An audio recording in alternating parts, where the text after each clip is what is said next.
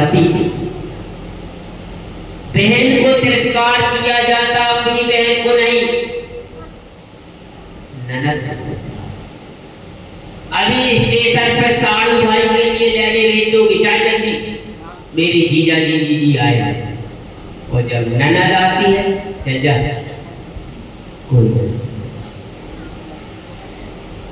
एक गऊ देखो काय क्या दरवाजा पर घूम रही है, उसकी कोई कीमत नहीं है। गऊ और एक बहू या माँ की कीमत है।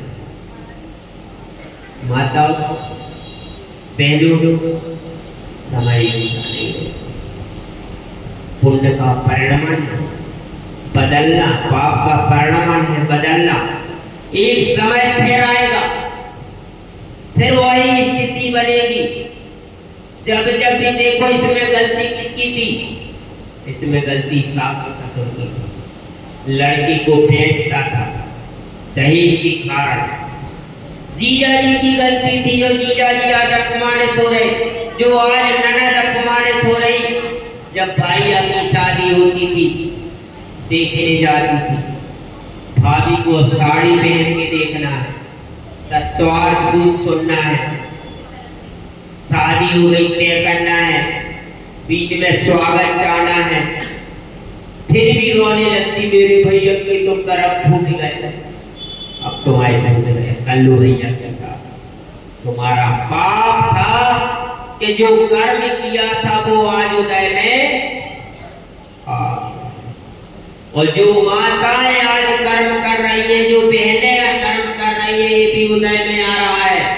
एक समय पत्नी को ताड़ना दी जाती थी, क्षण बाद में सास अलग डांटती थी, घूंघट नहीं गला, मंदिर में कितनी देरी लगा दी, मेरी बेटी का ध्यान नहीं रखा, लेकिन तलाक नहीं। वो आज बहू को सम्मान रखा जाता, सारी सुविधा दी जाती, तो आज तलाक की क्यों? उसको दमे मेरी एक नहीं, दो नहीं, तीन शादी हो जाएगी, लेकिन लड़का की तो ये कहीं नहीं हो पाई, जैसे तैसे हो गई। उसकी द्वारा लड़का कहाँ? मांग तुम्हारी। लड़का कुमारा मिल रहा है, 3 बच्चा की माँ, 2 बच्चा की माँ को कुमारा लड़का मिल रहा है, और कुमारी को कुमारी नहीं मिल रही। सब का है तुम्हारे भाव। बस हमने क्या कहा था? सब समय का खेल है, उतार चढ़ाव है। 55 साल में चल रहा, 54 साल मेरे पूर्ण हो गए। मैंने तेरे में कितना देख लिया है, कितनी स्थिति को समझ लिया है, जान लिया है। लेकिन मैं जानता हूँ 10, 12, 15, 20 साल में फिर परिणाम हो। आज मर्यादा से नहीं चल रही हो, ससुर के सामने जीन्स पहन करके चल रही हो, टी शर्ट पहन करके चल रही हो। विवाहित की बात कर रहा हूँ, भी कुमारी की नहीं कर रही। भैया लोगों की बात कर रहा हूँ, आप मान मर्यादा नहीं रख रहे।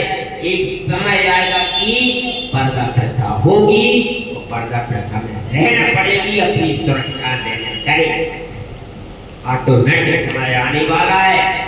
वैसे कहने का तात्पर्य आप समझ चुके होंगे। मेरे प्रवचन कोई गुस्से में नहीं है, आवाज का अर्थ आप गुस्सा नहीं ले लेना।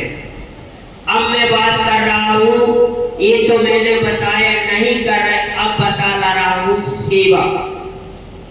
माता पिता की सेवा करने का परिणाम कितना ज्यादा होगा, कितना उस जीव को फल मिलता है। देख लो, उठा करके आगम में भरे पड़े हैं। रामचंद्र जी 14 वर्ष वनवास में रहे, पिता की आज्ञा का पालन करते 14 वर्ष जंगल में रहे। सीता ने अपना पति धर्म निभाया, पति धर्म के पीछे 14 वर्ष पति का साथ दिया था। लेकिन अब धन के पीछे हम तलाक दे रहे हैं। सोचिए, 14 वर्ष लक्ष्मण जी भाभी का साथ दिया था, भाभी का चेहरा नहीं देखा था, पैरों पर नजर एक ही देखी। 5 पांडव द्रौपदी साथ बन बन भटकती रही, लेकिन कोई ऐसा गलत काम नहीं किया और न्याय हुआ तो उनको फिर राज्य में। तो यहाँ हमारा कहने का तात्पर्य है, उपकार की महिमा को समझना है। कैसे कैसे उपकार होते हैं, कल हमने बताया था। लोकाचार, जब युद्ध हुआ कौरव और पांडव का, अर्जुन भीष्म पितामह से युद्ध करने जा रहे थे, लेकिन रथ से उतरते हैं और पहले नंबर प्रणाम करते हैं। उन बरगड़ों का प्रभाव भीष्म पिता के मुख से निकला था, आयुष्मान भवा, तुम्हारी आयु पूरी होगी, कोई भी पांडव मारा नहीं जाएगा, जीवित रहेगा। मां गांधारी का बेटा दुर्योधन था, लेकिन आशीर्वाद क्या निकला, सत्य की जीत हो। ये नहीं कहा कौरवों की जीत हो। तो आज बतला रहे हैं, एक घटना, एक उदाहरण आपको दे रहे हैं। एक बार की बात है। और क्या बात है, क्या चर्चा है? एक मध्यम वर्गीय परिवार था, उसकी 2 संतान थी, एक बेटा और एक बेटी।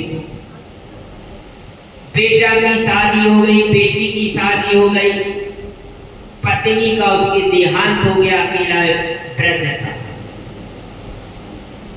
अब इधर बेटी तो चली गई अपनी ससुराल, और इधर यह बहू और बेटा उतना ध्यान नहीं रखता। ऊपर की कमरा में दे दिया, पानी मिला नहीं मिला, ध्यान रखा नहीं रखा, बेचारा वृद्ध परेशान था। सामने दोस्त था, बोला दोस्त को बताते हैं, गांव में बात फैलेगी, लेकिन दोस्त से इतना बुलाया कि हमारी बेटी को एक बार बुलवा दो। जब बेटी आई, बेटी को पूरी स्टोरी बतलाई। बतलाओ बेटी, बेटा को हमने इतना पढ़ाया लिखाया, सब कुछ इसको किया, लेकिन ये हमारा ध्यान नहीं रखता। बेटी आई तो बेटी ने कहा, हमें भावत से कुछ नहीं कहना, हम जाकर के पहले भैया से मिले। और भैया से कहा, देखो भैया, पिता का रिश्ता परम होगा, श्रेष्ठ होगा। पिता ने आपके साथ क्या उपकार नहीं किया, भाभी से कैसे कहेंगे? अपना ब्लड, अपना खून, अपनी सब एक आत्माएं, हम उनसे कैसे कहेंगे? हम तो आप ही से कह रहे हैं। भाभी नहीं रखती ध्यान, तो तुम तो रखा करो। देखो भैया, पिता ने क्या नहीं किया तुम्हारे साथ, क्या उपकार नहीं किया, जरा उसकी सेवा करा। भैया को जवानी का चूस।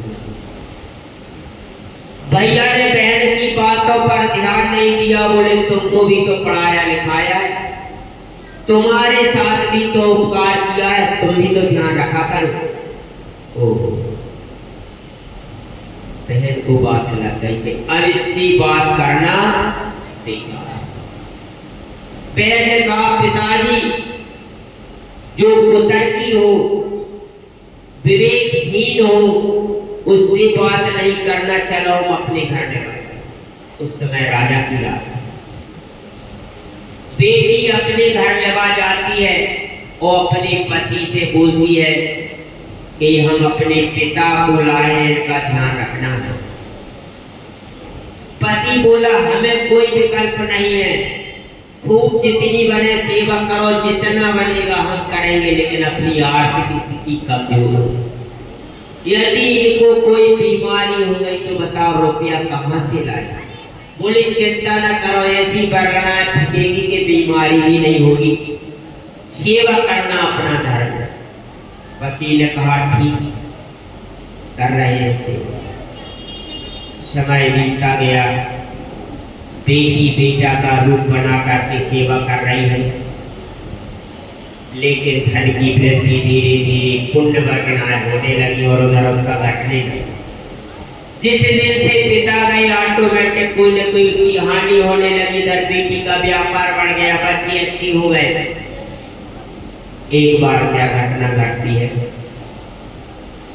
कि उसी राज्य में एक ब्राह्मण का लड़का, एक सोनार का लड़का व्यापार हेतु बाहर गए। दोनों दोस्त प्रेम से रह रहे थे, सब कुछ अच्छा था। अब इसके बाद दोनों लड़के रुपया पैसा कमा करके आने लगे। बारिश हो गई, एक दहलान में रुक गए तो ब्राह्मण की लड़की और सोनी के लड़का में नियत बदल गई। तो जो सीधा साधा ब्राह्मण का लड़का था सो रहा था और नियत बदल गई, सोनार के लड़का के मन में आ गई, क्यों ना मैं इसको मार करके इसकी पूरी संपत्ति ले लूं। ऐसी नियत आ गई तो तैयार हो गया। तो उसने कहा, अरे भैया क्या करे, तुम तो हमारे प्रिय अग्रज दोस्त हो। बोले हमें संपत्ति चाहिए। बोले भैया संपत्ति ले लो, पूरी मारो ना। बोले नहीं, तुम रिपोर्ट कर दोगे। बोले नहीं करेंगे रिपोर्ट भैया।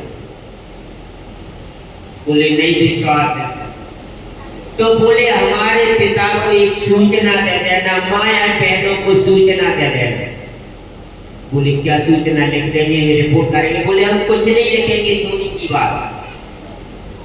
तो उसने कागज दिया, पेन दिया, बोले लिखो। तो इसने लिखा एक लाइन में आ, दूसरी लाइन में प्रा और तीसरी लाइन में शी और चौथी लाइन में था। अपराशिखा। बोले ये मेरी माँ को या पिता को या बहन को किसी को दे देना। तो उसने सोचा इसमें तो कुछ लिखा ही नहीं, कोई दिक्कत नहीं, कहीं भी कोई दिक्कत नहीं, चलो अब इसका काम तमाम कर दो। और पैसा हड़प लिया, सोना चांदी उसने पूरा का पूरा सब हड़प लिया। और जब जाता है पूछते हैं क्यों बेटा आ गए। बोले आओ। बोले मेरा बेटा। बोले नहीं आया। बोले इसने सोना चांदी रुपया पैसा आभूषण कुछ दिया है। बोले नहीं। बोले आज चला। बोले पत्र दिया है। बोले हाँ एक कागज दिया। तो कागज दिया तो उसने अपने पति को, भाई बहनों को, बच्चों को, सबको पढ़ाया। उसने लिखा था अपराशिखा। बोले तो इतना अच्छा पत्र लिखता था और ये क्या लिखा है समझ में नहीं आता, समझ से पड़े है, क्या करें। अन्य विद्वानों से पूछा, कोई उत्तर नहीं दे सका।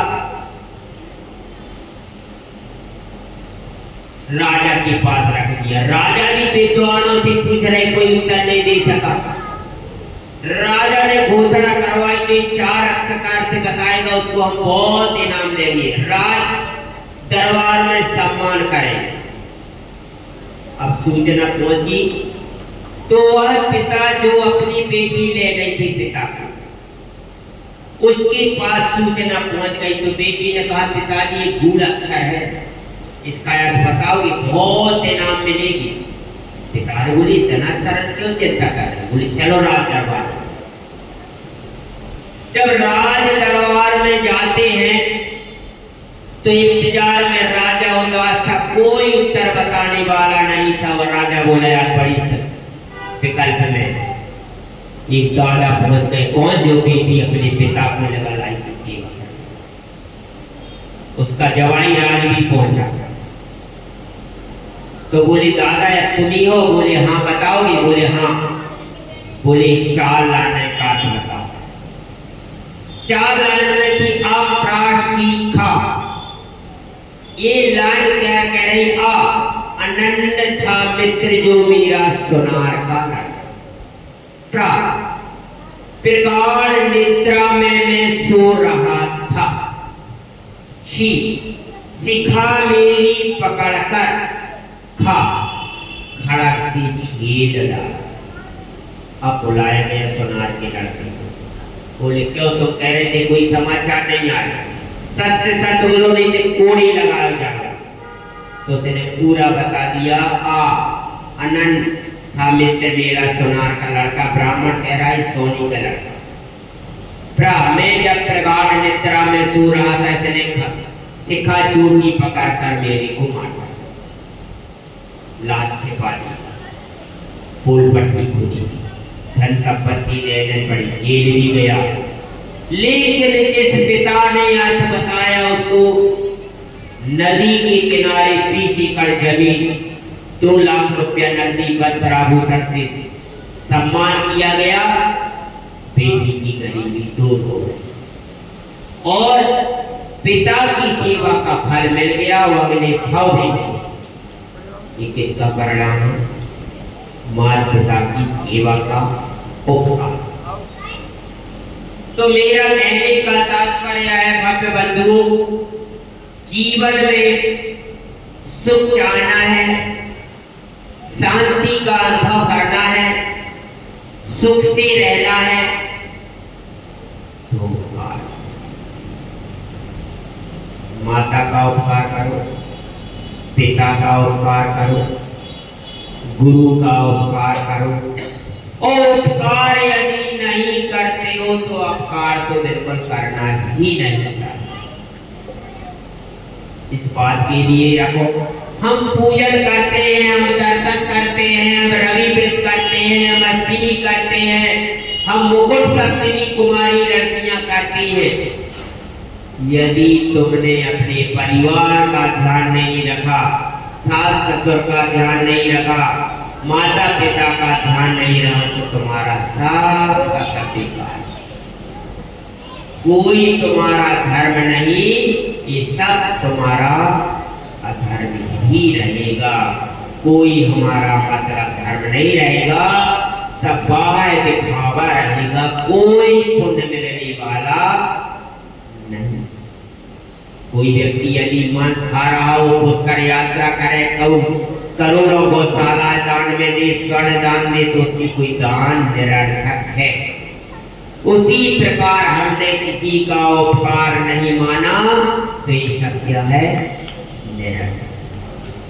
तो प्यारी आत्माओं, हमने बताया था पुण्य योग से 16वां स्त्री के मिलते, 16वां पुरुष के मिलते और 16वां नपुंसक के मिलते। यदि इसमें हमने अपना कल्याण नहीं किया तो आत्मा पुनः निगोद में चली जाएगी। हमारा श्रावक कुल जिन धर्म बड़े पुण्य से मिला है, लगभग 84 लाख योनि भोग करके यह मनुष्य पर्याय मिली। 84 लाख योनि में यह क्या क्या नहीं बना? सुनो ध्यान से। आज तक यह युक्ति थंका क्या नहीं बना?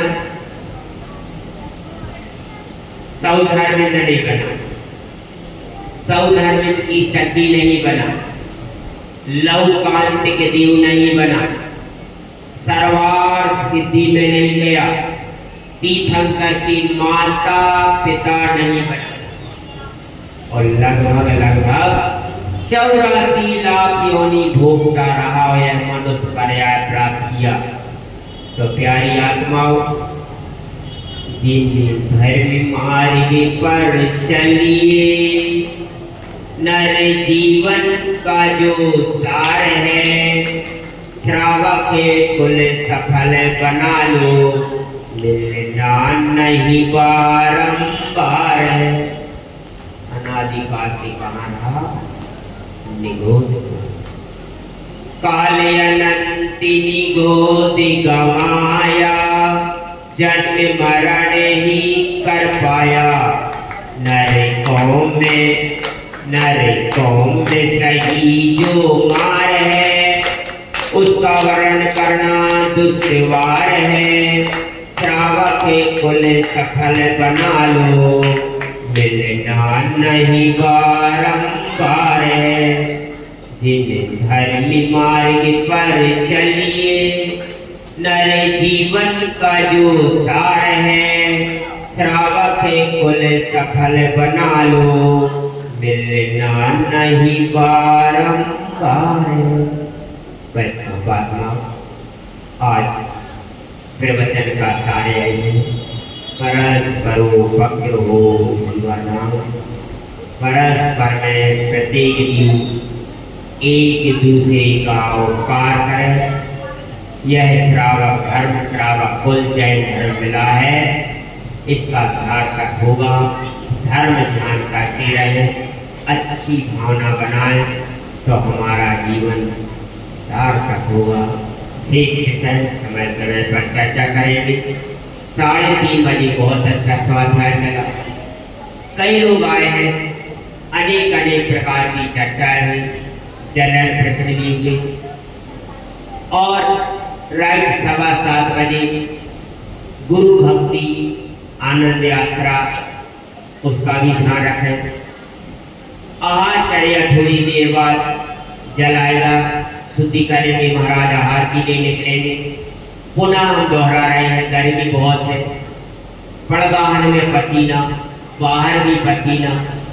मुनि महाराज को खाली जल्दी मत रखो, पाद प्रक्षालन मत करो, आराम से हवा करो और तुम भी सुरक्षित रहो। एक बूंद पसीना गिरे तो अंतराय हो, आराम से मुक्त हो। डेली के ऐसा करते सब चौका वाले, पुनः भी वहां रहने वाले। और फिर इसके बाद महाराज की आहारचर्या प्रारंभ करवाओ। एक्सप्रेस मत चलाओ, जल्दबाजी मत करो, आराम से, कोई हमको घबराहट नहीं है।